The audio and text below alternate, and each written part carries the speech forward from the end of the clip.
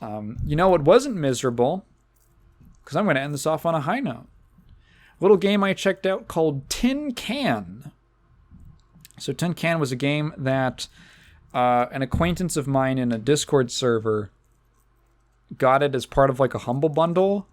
And they were like, hey, I don't want some of these. There's some games I don't want. Does anybody want the Steam keys? And I looked up, one of them was this little game called Tin Can. And I looked it up. I thought, hey, that looks neat. Shoot me the code, jabroni. So Tin Can is a little indie game by a studio called, what is their name? Show me the name. They're called Tin Can Studio. Very creative. I wonder what they make. Oh, it has a demo. That's neat. So Tin Can is a really cool game. It's basically a space escape pod engineer fixer simulator. That's not a good way to describe it. Here's the premise. You're an astronaut who was on board a space station when there was some kind of a cataclysmic accident, and you only have a minute to escape, grab a bunch of parts, a bunch of spare parts for your escape pod.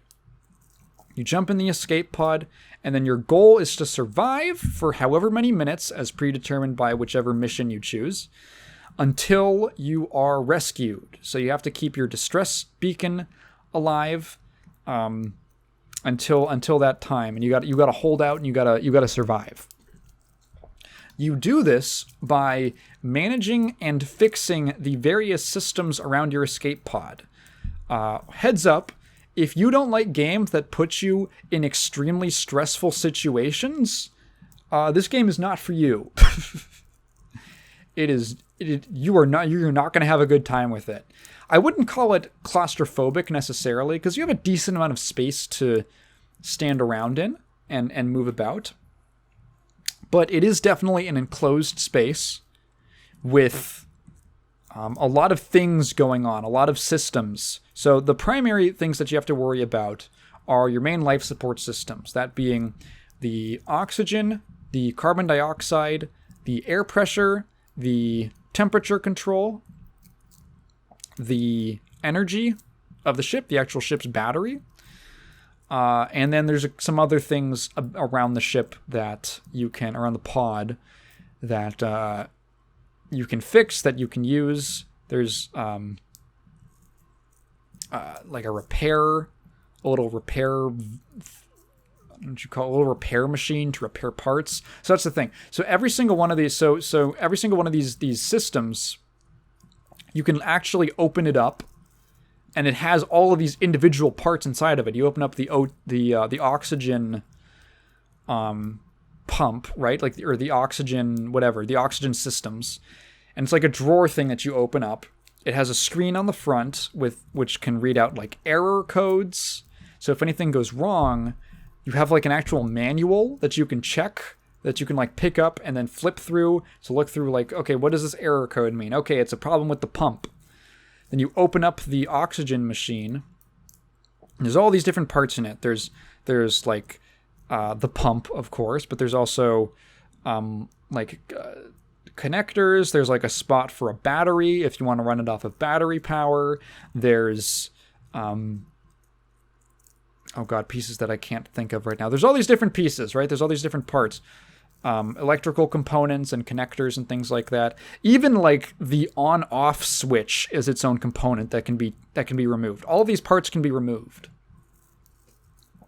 So you're like, okay, I'm going to take that out in one hand. I'm going to replace it with another one from like a big cabinet that you have, or it's a series of cabinets, pull-out cabinets with spare parts in them. Then you got to you replace it in time so that you don't start dying from oxygen deprivation. And the whole game is just solving problems like that. It's constantly putting out fires, figuratively and sometimes literally. Fires are a thing that could start, and you have a fire extinguisher. The power can go out, meaning that like the lights will turn out. There's like backup lights. So you have to like run stuff off of battery power.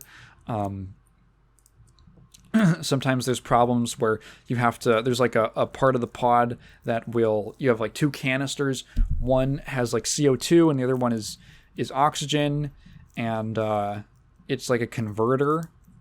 So you like, if a pump is empty of oxygen, you like put it in a little thing and it like refills it over time, and you gotta like manage all this different stuff. It is a very stressful game, and in many ways is full of trial and error. But what saves it from being frustrating, I think, really, or what saves it from... So I have a problem in general with trial and error gameplay, because it's just annoying for the most part, and it feels kind of like, in many cases, it feels like it just feels like a result of lazy design. Like, haha, what if you just had to guess?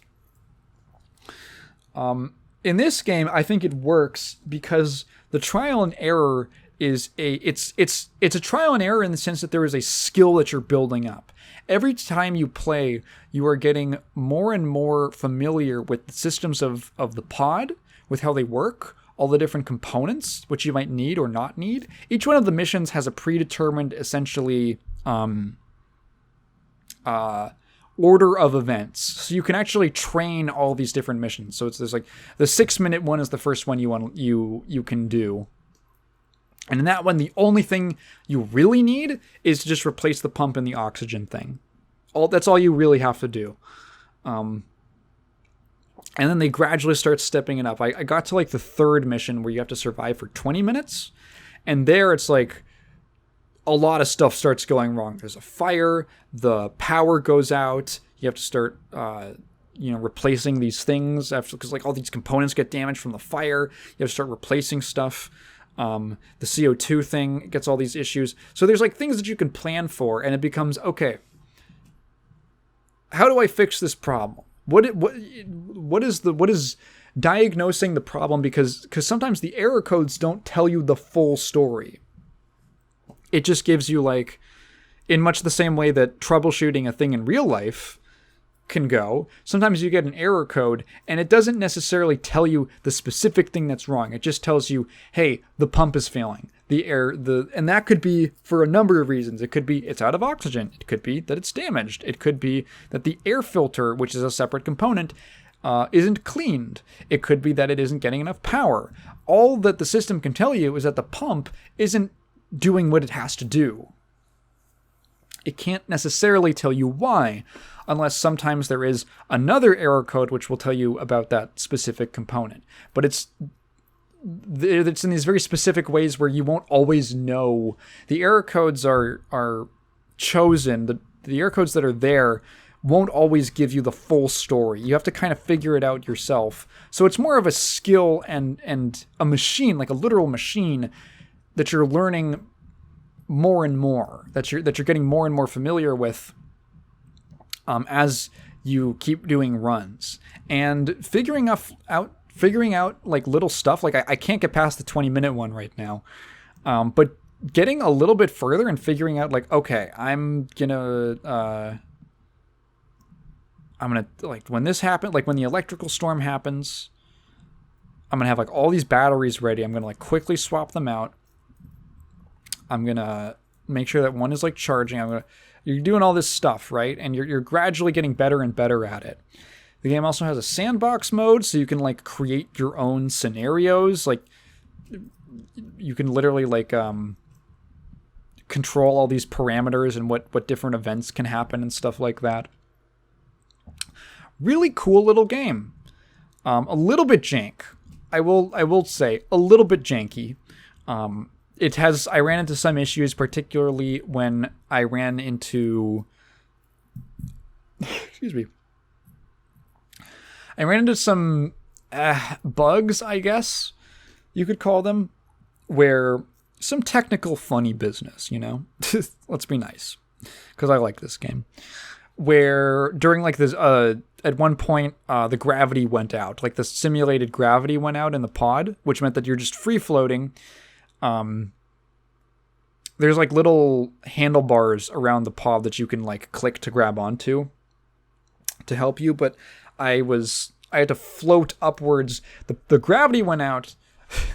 The lights went out, which meant that I had to use my flashlight, which has a limited battery that has to recharge on its own. And then and then a fire started in one of the systems. So I had to grab the fire extinguisher and then float up to the system, which you have to like pull out like a drawer. And like floating into that drawer, I think it was mainly the collision. The game usually doesn't have problems when you as just the player like runs into something, but I'm pretty sure the way it works is that when you pick up an object, the object still like exists in the game world. So like a lot of games will have sorts of like two separate layers, if that makes sense, where if you were to view it in third person, you're holding an object. It's like a character holding an object, but that's kind of like purely cosmetic. This is why, for instance, in a game, in like a shooter, the character can be holding a gun at a certain height, but the bullets actually come out of a different height because that makes more sense from the player's actual perspective, right? So the gun that you're seeing on your screen in the first person view is like a separate thing. It's a little smoke and mirrors technique. I'm pretty sure what this game does is that it actually has those elements, like they're literally being held in front of the player's face, like in front of the camera, which means that when you're doing zero gravity floating and you have momentum that you can't stop, and the fire extinguisher is contacting a surface, the game starts freaking the fuck out, and it starts banging all over the place back and forth, and like the frame rate is dropping, and it's like, oh god. Is this game early access? Is this early access? No, it is not. Is it? No, it isn't. But it could use a little bit of polish. I think what's there is good. What's it retail for? $20. It's a little steep. If it had a little more content, probably. Like, it's a really cool game.